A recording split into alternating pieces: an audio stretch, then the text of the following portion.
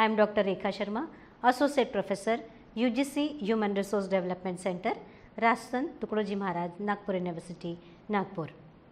The first module is on Introduction to Functional Foods and Nutraceuticals, and the objectives of this module are to introduce the concept of functional foods and nutraceuticals, to understand the history of functional foods, and to classify functional foods. The rules and requirements of 6 major nutrients, namely carbohydrates, proteins, fats, vitamins, minerals and water present in foods are known to us. Besides these nutrients, there are certain health promoting essential nutritional factors present in foods which have protective and preventive functions for our body. The health promoting effects of foods beyond their nutritional value is gaining wide popularity. This extensive vision of nutrition has led to the concept of functionality. The principal reasons for the growth of functional foods market are aging population, health trends and public education. Due to the increase in life expectancy and the number of elderly continues to rise to the total population. Obesity, heart disease, cancer, osteoporosis and arthritis continue to climb in countries throughout the world. The advent of the internet has opened these doors for the wealth of information.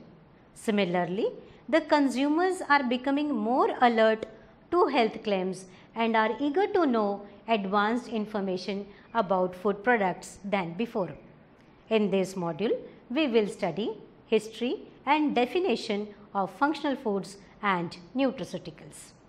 Dear learners, now in this module, we shall study history of functional foods and nutraceuticals. During the last 2000 years, from the time of Hippocrates, that is from 460 to 377 BC, to the beginning of modern medicine, there was little distinction made between food and drugs.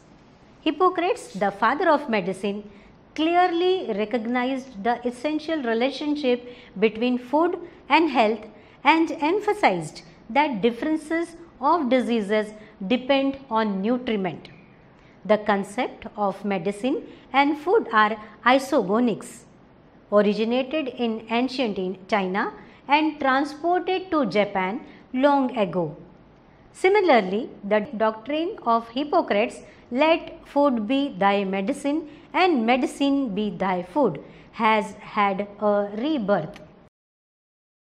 In 1984, the first national project on functional food was initiated by a research team headed by Professor Soichi Arai at University of Tokyo.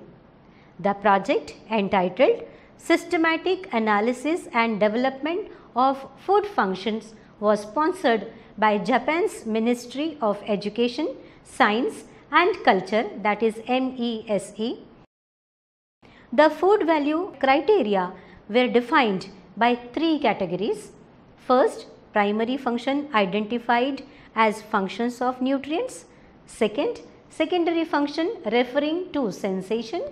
And third, tertiary function as body modulating function of non-nutrients. During 1988 to 1991, the second project was taken up by Dr. Arai et al. On analysis of body modulating, that is tertiary functions of foods. The thrust of the project was on the tertiary functions of foods, that is body modulating functions of non-nutrients. With the advancement of DNA microarray techniques, the last project was undertaken in 1992, which focused on analysis and molecular design of functional foods. The sub-themes were body regulating food factors, body defending food factors and development of technological basis specific to designing functional foods at molecular level. In 1989, Dr. Stephen L. DeFelice coined the term nutraceutical, which is a hybrid or contraction of nutrition and pharmaceutical, who established the foundation for innovation in medicine in 1976 in New York. In 1991, the Ministry of Health and Welfare Japan launched the world's first policy, namely Foods for Specified Health Uses, that is FOSHU, for legally permitting the commercialization of some functional foods. Each of the FOSHU products claimed a certain degree of health benefits. The first FOSHU product approved in 1993 was hypoallergenic rice, developed after immunological studies. These scientific activities was reported in Nature News with the headline, "Japan explores the boundary between food and medicine," which took everyone back of the old days saying medicine and food are isogonics. The research team investigated hundreds of fruits and vegetables scientifically for functional food components.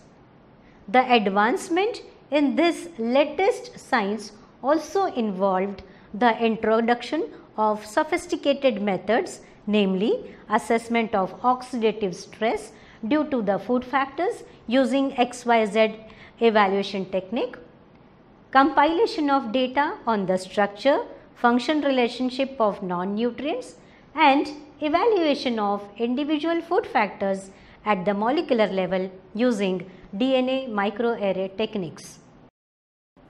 The initiation of functional food science as well as the implementation of FOSHU policy in Japan had a strong impact on many countries in the world, particularly in Europe. In 1995, the UK Ministry of Agriculture, Fisheries and Food defined, or although temporarily, functional foods as those having components incorporated that confers specific medical or physiological benefits other than nutritional effects.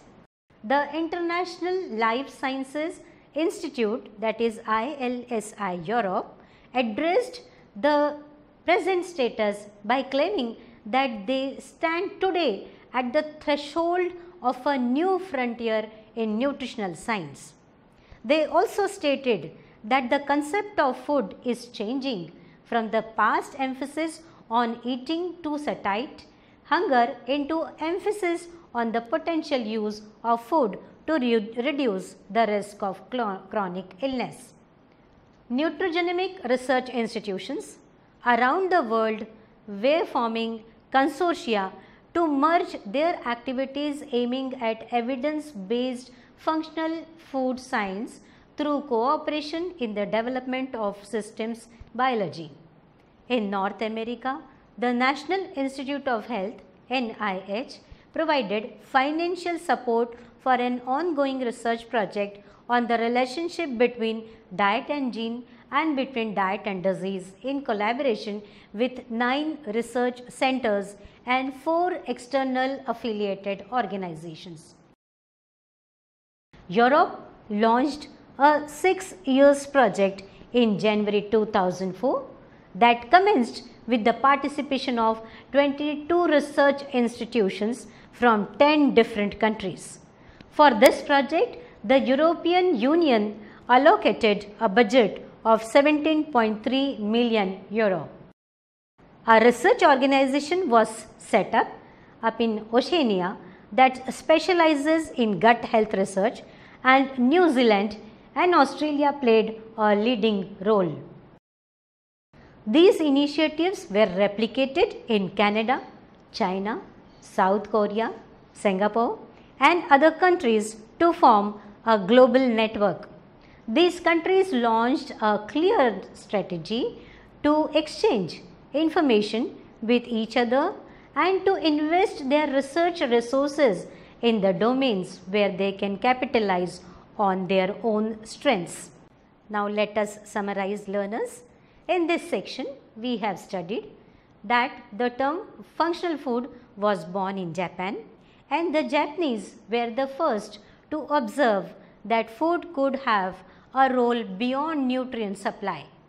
Japan was the first country to legislate these products as foods of specified health use.